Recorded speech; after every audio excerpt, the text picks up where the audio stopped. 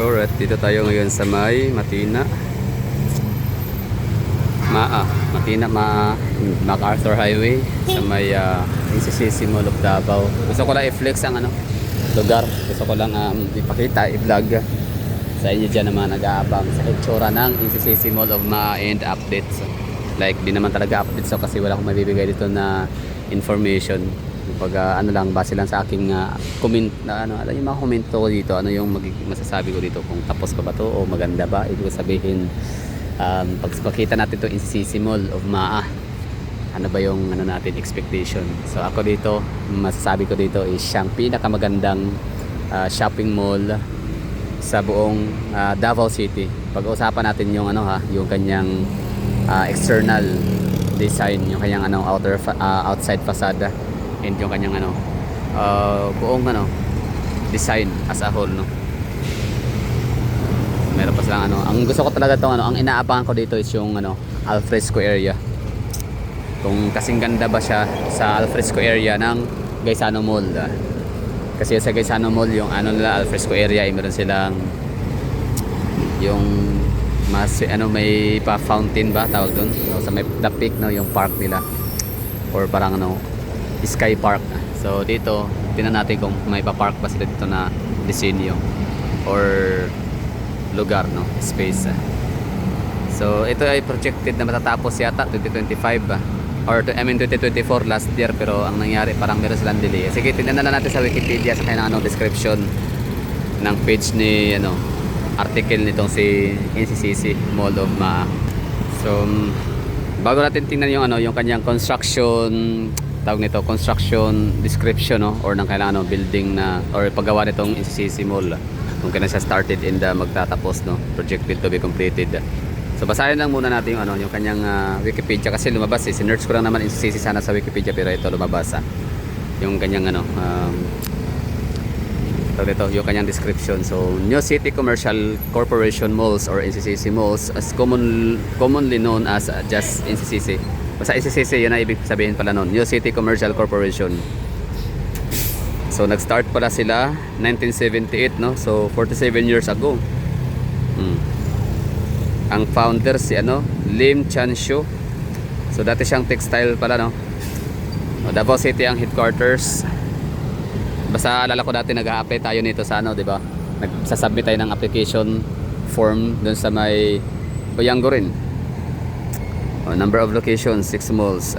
Area served, Davao City, Puerto Princesa, and Tagum City. Ay, tatlo. Yun yung kanyang pinaka So tingnan natin kaya itsura din, kasing ganda kaya nito ang NCCC Mall of Puerto Princesa. Ay di puntahan natin yan, no. Tingnan natin kung paano ba makapunta ng Palawan, barko, bus, eroplano. Anyway, so history, NCCC began as a textile store in Davao City during 1950s by Lim Chan Shu.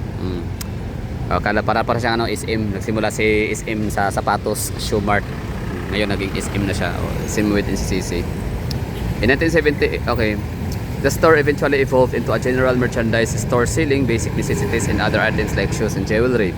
In 78, the family opened the first NCCC supermarket and department store at Ramon Magsaysay. Okay, the oldest. In 1987, NCCC opened its Tagum branch. Okay. Tagal na pala talaga, no? Ang galing. Tagum City, ko pa nito, no?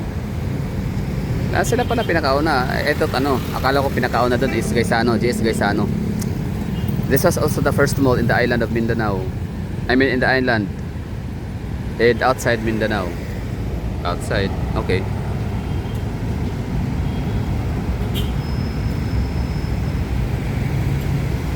Tagum City branch. In 1991, NCCC opened its first mall in Puerto Princesa. Okay. This was the first mall in the island and outside of Mindanao. Okay. The company expanded its branch in Tagum City in the opening. Okay. 2019, NCCC was able to acquire the first mall in Davao City, Victoria Plaza. Okay. Meron din sila sa Gaisano, sa Cotabato, opening din sila, di ba? Set to open or opening tapos na? Nag-open na ba sila? Let me know nga sa mga taga dyan, Cotabato City. Let me know in the comment box na kung open na ba sila. Nung 2030 naman is 6-hour fire ravaged the topmost floor of the building that served as the department store's main storage area. So nasunog siya ng 6 hour. Ilan ba yung patay doon? Marami, no? Nakalungkot na balita yun. Nasa Manila ako noon eh. Tama ba? 2030. Hindi.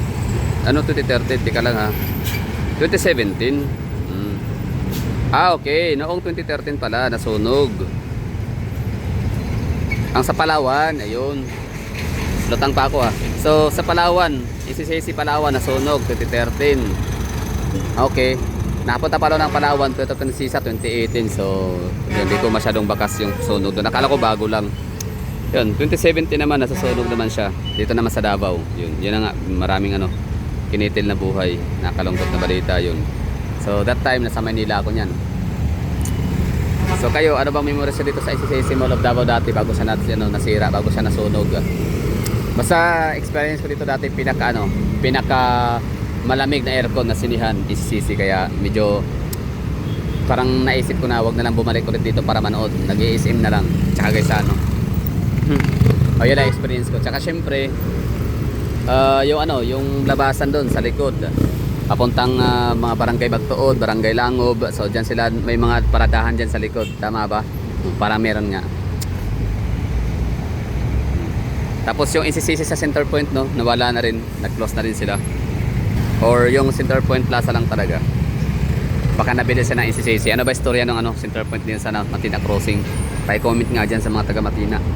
So ito na yung update na hinahanap natin. Ito, lumabas na.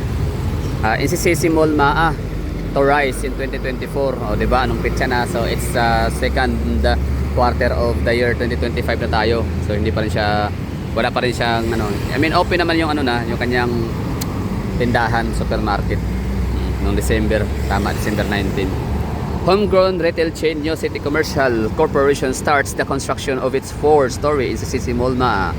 The area developed includes a business complex that will give a complete mall experience to its customers from homegrown, national and international brands. A unique attraction of the mall will be the new nest where shoppers can relax and enjoy Davao skyline view. Wow!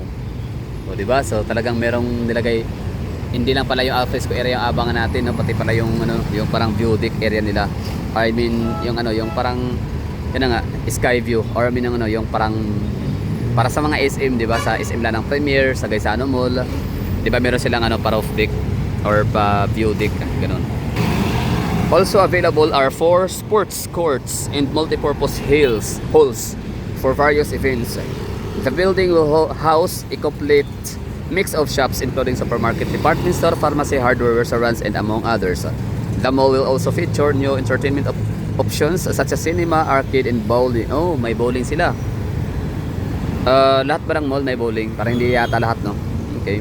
ICCC Mall Maa is shaped to embody the habitat and way of life of Davao City's icon, the Philippine Eagle. The mall will center on providing shoppers with convenience and accessibility, where shopping, dining, and entertainment options are made available. ICCC Mall Maa also aims to be an environment-friendly establishment advocating to no to single-use, non-recyclable plastics. Okay, yun. Asia Design, the same company that designed ICCC Mall Buhangin, is tapped to bring the vision to life. Completion of the mall is set to begin in 2024. Completion set to begin 2024. Nag-opening sila nung soft opening nung December 2024 sa kailangan supermarket. So up to now, hindi pa rin tapos ang ICCC. So hindi natin alam kung anong meron, no? Hindi naman nakadetalye dito kung bakit na-delay. So ulit, no? Homegrown retail, okay? December 1. Basta wala sinabi dyan. So kayo na lang bahala mag-comment kung bakit sila natagalan, no? Maggawa ng kailang building. Bakit may delay? Ano ang process? So thank you for watching. This is